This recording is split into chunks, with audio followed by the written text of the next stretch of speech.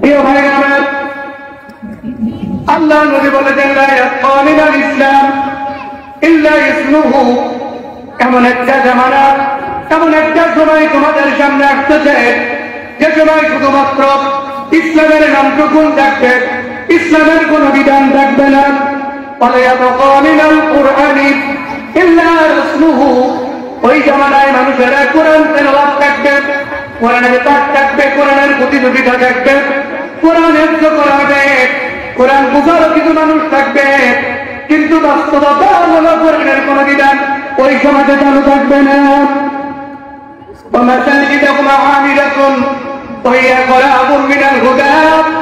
ওই জামানায় যে মসজিদ গুলো থাকবে, মসজিদ গুলো মানুষের ভরপুর হয়ে যাবে, কিন্তু মসজিদের ভিতরে যারা নামাজ আদায় করবে অনেকের ইমানটুকু থাকবে না।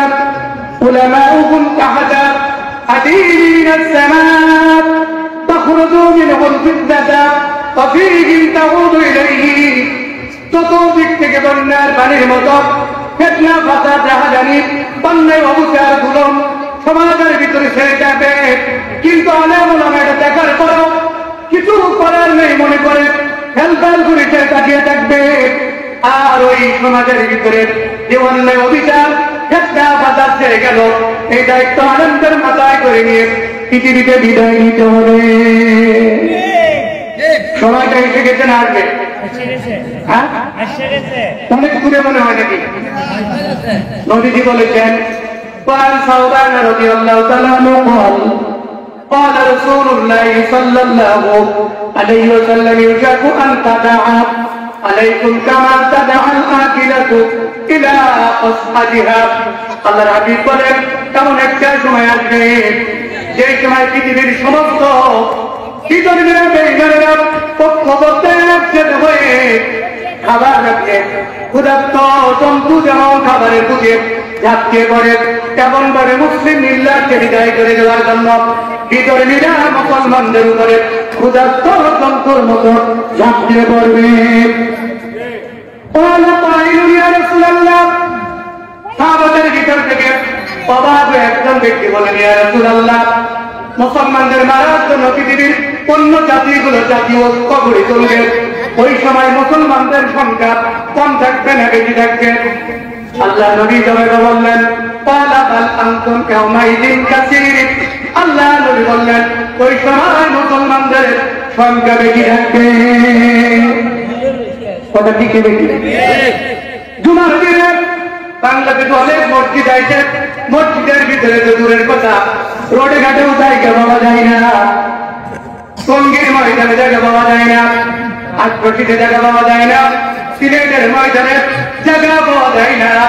কিন্তু এই দেশে শাপলা দপ্তরের রাতের অন্ধকারে বাতিল বাড়বে, অসংখ্য আলেম ওলামাকে মানল, এটা দেখার পরে অনেক মানুষ প্রতিবাদ করার মতো পরিবেশ ছিল না। কথা ঠিক কিনা?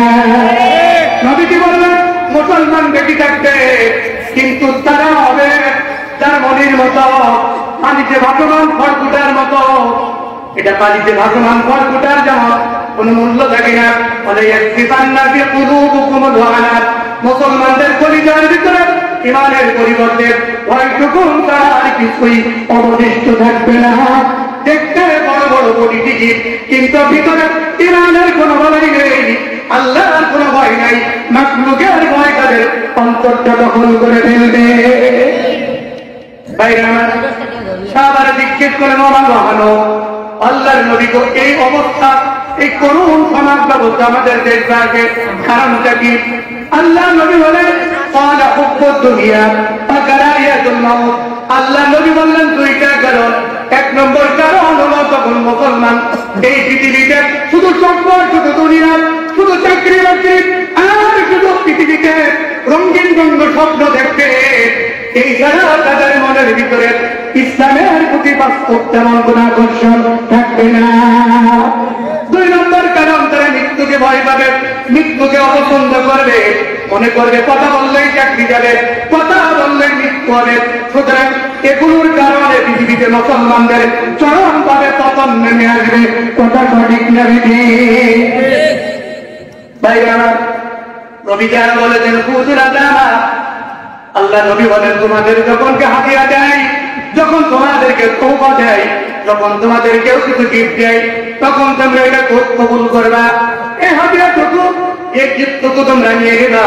ফাইদা সারা রিশওয়াতান আলা দীনি ফালা তাখুযু।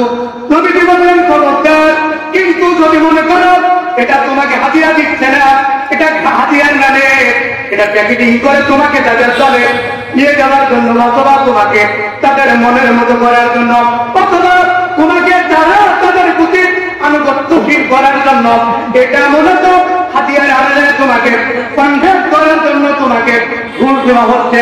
খবরদার, এটা তখন যেন তোমরা গ্রহণ করবে না। পদার্থম বিতারিকি কান্নাহুকুমুল ফকর ওয়াল হাজাত।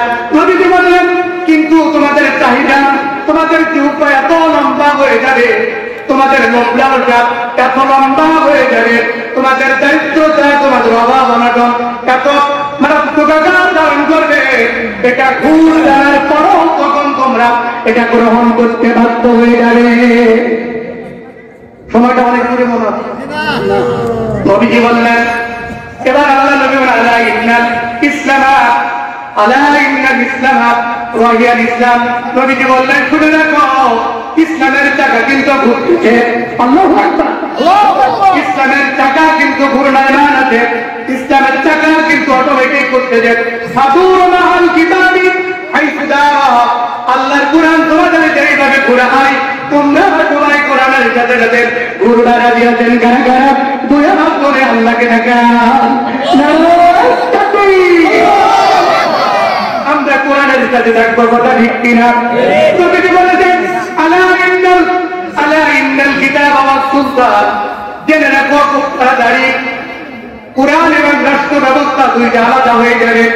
ফালা তুবারিকুল কিতাব। রাষ্ট্র বলবে, রাষ্ট্রের জায়গায় রাষ্ট্র থাকবে, এটা দুনিয়াদারি। এই দুনিয়াদের ভিতরে আমরা কোরআনকে আনতে রাজি না।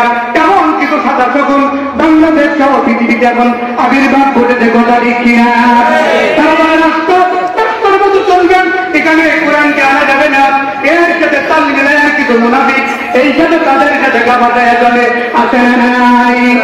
নবীজি বলেছেন, আলা ইন্নাল কিতাব। খবরদার, তোমরা রাষ্ট্র এবং কোরআন যখন আলাদা হয়ে যাবে, খবরদার তোমরা যেন আল্লাহর কোরআনটা ছেড়ে দিও।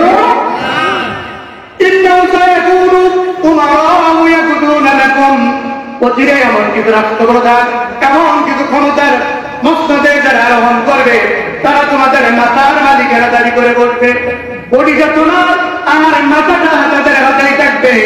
অবস্থা এমন হবে, কথা বললেই বডি থেকে মাথাটা তারা আলাদা করে ফেলবে। নবীজি বললেন, শুধু তাই না,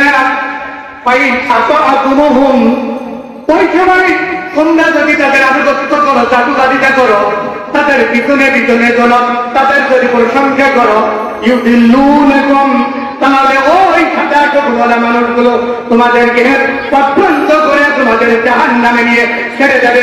বইটাকে দিল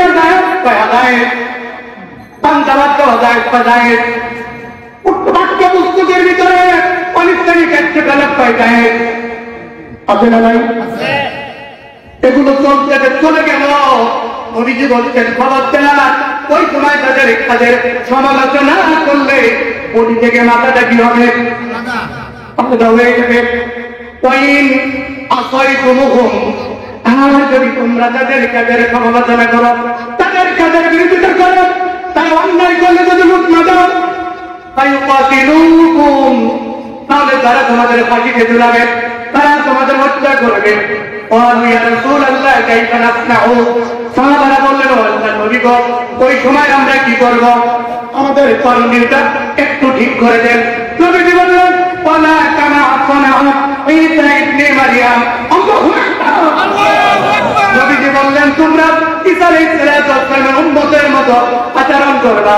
ঈসা আলাইহিস সালামের উম্মতেরা আল্লাহর দ্বীনের জন্য যেটা করেছিল, তোমরাও সেটা করবা।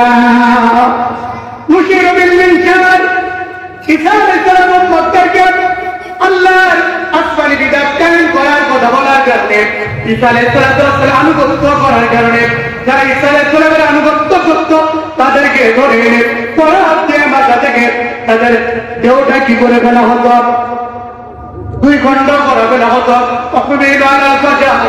তাদেরকে কবর পর্যন্ত মাটিতে পুঁতে তাদের দেহকে ছিন্ন বিচ্ছিন্ন করে ফেলা হতো, তাদেরকে ফাঁসিতে ঝোলা হতো। এরপরও তারা আল্লাহর দিন ছেড়ে দেয় নাই।